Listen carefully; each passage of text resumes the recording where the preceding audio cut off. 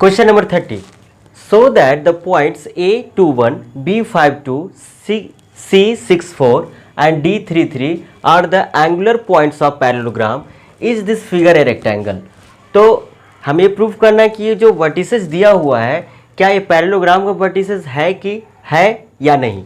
फिर उसके बाद ये भी प्रूफ करके हमें बताना है कि क्या ये जो फिगर है, जो फिगर बनेगा इस वर्टिसेस से, क्या ये रेक्टेंगल का है कि नहीं। ठीक है, तो हम लोग को क्या करना पड़ेगा, पैरेललोग्राम पहले प्रूफ करते हैं। तो पैरेललोग्राम प्रूफ करने के लिए ये बताना पड़ेगा कि अपोजिट साइड इक्वल है कि नहीं, अपोजिट साइड्स। ठीक है, तो पहले हम लोग ए बी निकालेंगे। तो A B is equal to distance formula से 2 - 5 एक्स क्वाड्रेंट का डिफरेंस का होल स्क्वायर यानी कि 2 - 5 का whole square plus y quadrant का डिफरेंस का होल स्क्वायर यानी कि 1 - 2 का होल स्क्वायर, 1 - 2 का होल स्क्वायर। ठीक है, तो ये होगा -3 का स्क्वायर, इसका मतलब 9। ठीक है, प्लस ये होगा -1 का स्क्वायर, इसका मतलब 1, इसका मतलब है कि स्क्वायर रूट ऑफ 10 यूनिट। ठीक है, आगे बढ़ते हैं, BC निकालते हैं हम लोग।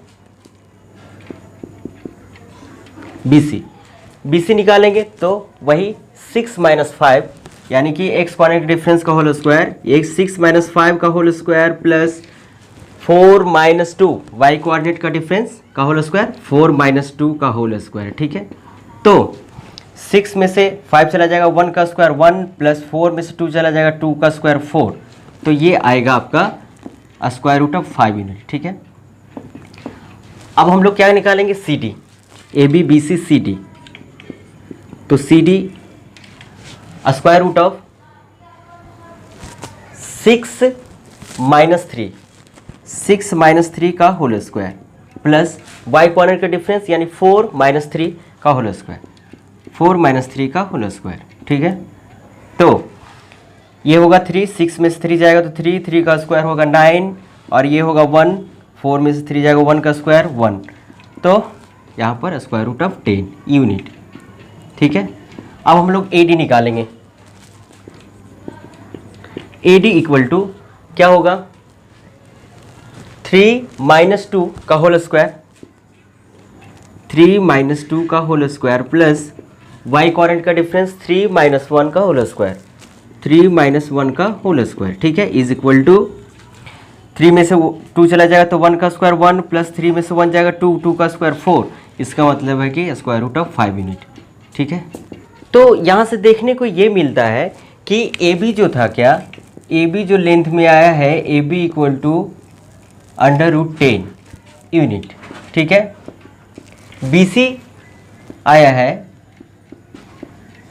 Square root of 5 unit. ठीक है, फिर CD is equal to √10 unit.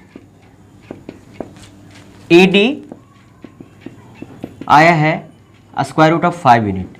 तो ये कह सकते हैं कि इसमें अपोजिट साइड्स जो क्या है इक्वल है, तो ये जो वर्टिसेस होगा पैरेललोग्राम का वर्टिसेस होगा। तो लिखेंगे since opposite sides are equal, सो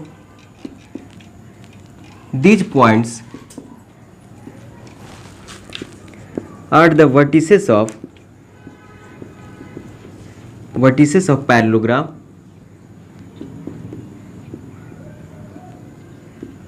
अब हमें ये प्रूफ करना है कि is this figure a rectangle. तो यहाँ पर तो हम लोगों ने प्रूफ कर दिया कि ये पैरेललोग्राम का वर्टिसेस है, यानी कि ये जो फिगर है पैरेललोग्राम है। अब हमें रेक्टेंगल प्रूफ करने के लिए डायगोनल को इक्वल करके बताना पड़ेगा।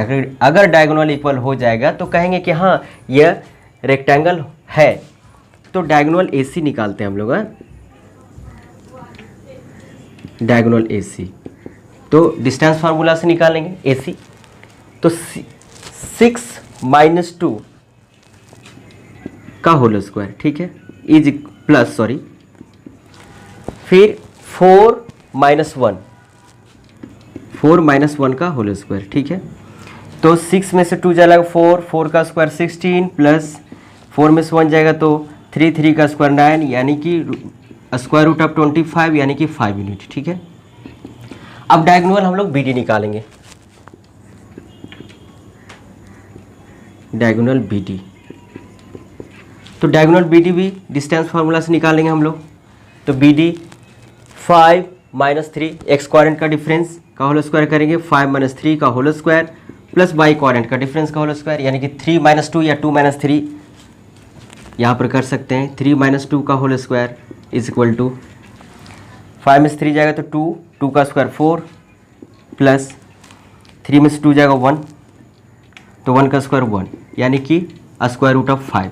तो यहाँ पे ये देखने को मिला कि डायगोनल्स इक्वल नहीं है, since AC does not equal to BD। तो डायगोनल्स इक्वल नहीं है तो यह फिगर रेक्टेंगल नहीं होगा। तो this figure is not a rectangle.